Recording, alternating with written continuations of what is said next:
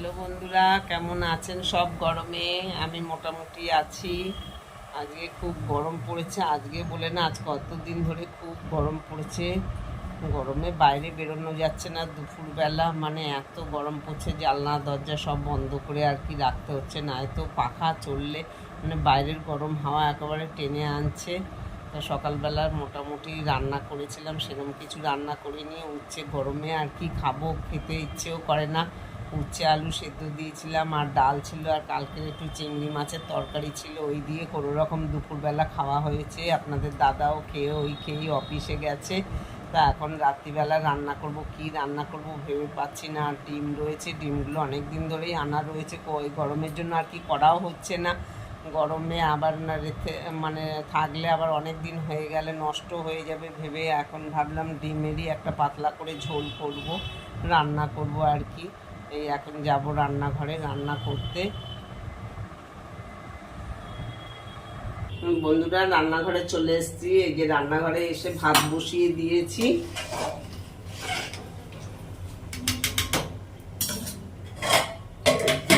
ভাত বসিয়ে দিয়েছি, আর এই যে ডিমগুলো সেদ্ধ করে নিয়েছি। ডিমগুলো অনেক দিন ধরে রয়েছে, না করলে ডিমগুলো নষ্ট হয়ে যাবে। তাও এই যে একটু কিরকম যেন হয়ে এসছে, একটু কালচে কালচে মতন। এই যে অতটা হয়নি, মানে এখনো মানে এই আজকে না করলে হয়তো দুদিন বাদে পচে যেত ডিমগুলো। সেই জন্য যা ছিল ডিমগুলো সব সেদ্ধ করে নিয়েছি। আর এই যে আলু, আর এই যে একটা টমেটো নিয়ে নিয়েছি। একটু পাতলা করেই ঝোল করব, ডিমের ঝোল, বেশি মানে মশলা দেব না। আর এই যে একটু ওই পেঁয়াজ আদা দিয়েই করব, রসুন টসুন এসব দেবো না। তার ডিমগুলো আমার ছেলেই ছুলেছে, মানে ছাড়িয়েছে খোসা। ওর ডিম ছাড়াতে খুব ভালোবাসে। তেল গরম হয়ে গেছে, এবার এই ডিমগুলো ভাজবো। তেলটা গরম হয়ে গেছে।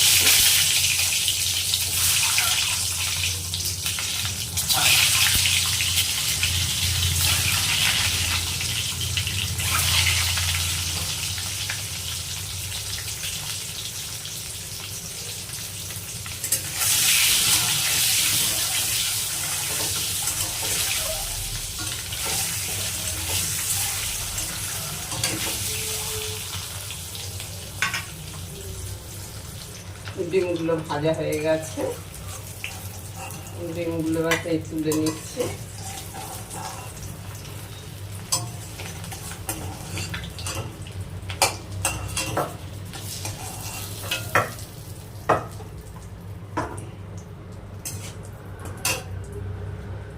আর একটু তেল দেব, অল্প করেই তেল দিচ্ছি, যা গরম পড়ে গেছে একটু তেল মশলাটা কম খাওয়াই ভালো। এর মধ্যে এবার দেবো একটু সাদা জিরে ফোড়ন,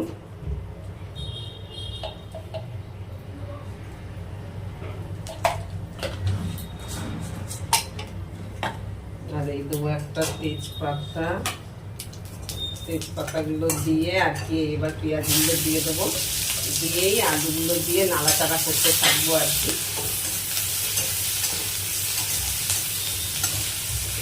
পেঁয়াজগুলো আলুগুলো একসাথে ভাজা ভাজা হবে।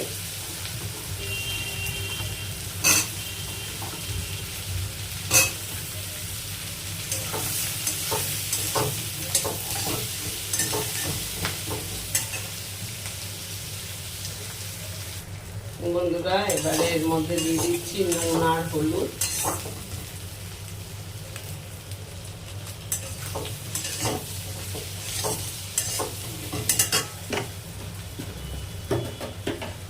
আর এই দিয়ে দিলাম পরিমাণ মতন লবণ।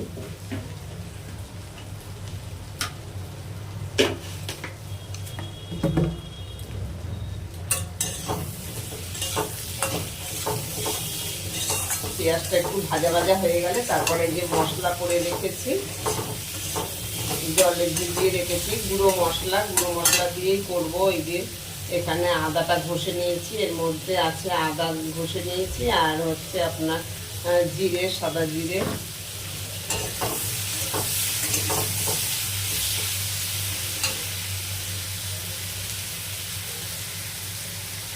বন্ধুরা, এই যে পেঁয়াজগুলো ভাজা ভাজা হয়ে গেছে, তার সাথে আলুগুলো ভাজা ভাজা হয়ে গেছে। এবারে এই যে মশলার জলটা, মশলাটা ঢেলে দিচ্ছি এর মধ্যে।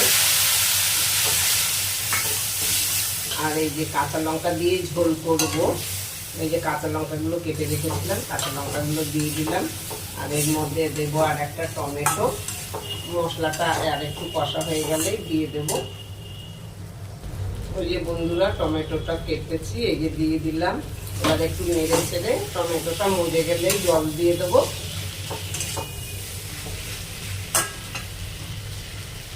এর মধ্যে একটু দিয়ে দেবো কাশ্মীর লঙ্কার গুঁড়ো, একটু কালার হওয়ার জন্য। কেননা কাঁচা লঙ্কা দিয়ে ঝোলটা বানাচ্ছি তো, সাদা ফ্যাকাশে লাগবে, দেখতে কেমন লাগবে, সেই জন্য একটু কালারটা হওয়ার জন্য একটু কাশ্মীর লঙ্কার গুঁড়ো দিয়ে দিলাম।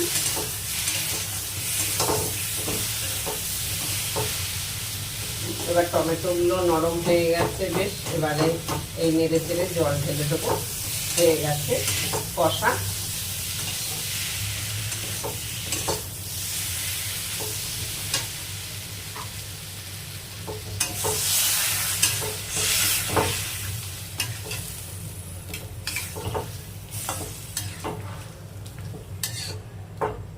আর বেশি কিছু রান্না করবো না, এই ডিমের ঝোল আর ভাত, আর ওবেলা শুধু একটু ডাল আছে, সেই জন্য একটু ঝোলঝোলই করব আর কি, পাতলা ঝোলই করব ডিমের ঝোলটা।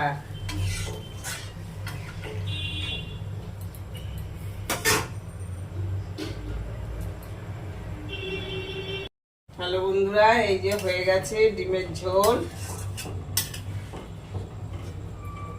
এখন ছেলের খিদে পেয়ে গেছে, রাত হয়ে গেছে, তা ওকে আগে খেতে দিয়ে দেবো।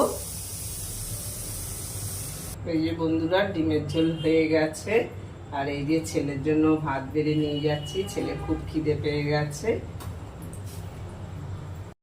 এই যে আপনাদের দাদাও খেতে বসে গেছে, এবার আমিও খেতে বসবো। আমি খাবো রুটি। এই রাতে আজকে খাওয়া হচ্ছে ডিমের ঝোল, পাতলা করে করেছি।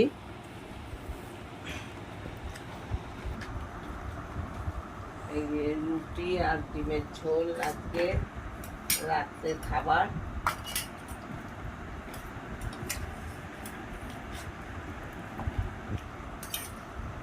বন্ধুরা, ভিডিওটি আপনাদের কেমন লাগলো অবশ্যই একটা কমেন্ট করে জানাবেন। যারা নতুন সাবস্ক্রাইব করে দেবেন এবং লাইক করে দেবেন। সবাই ভালো থাকবেন। গরমে খুব গরম পড়েছে।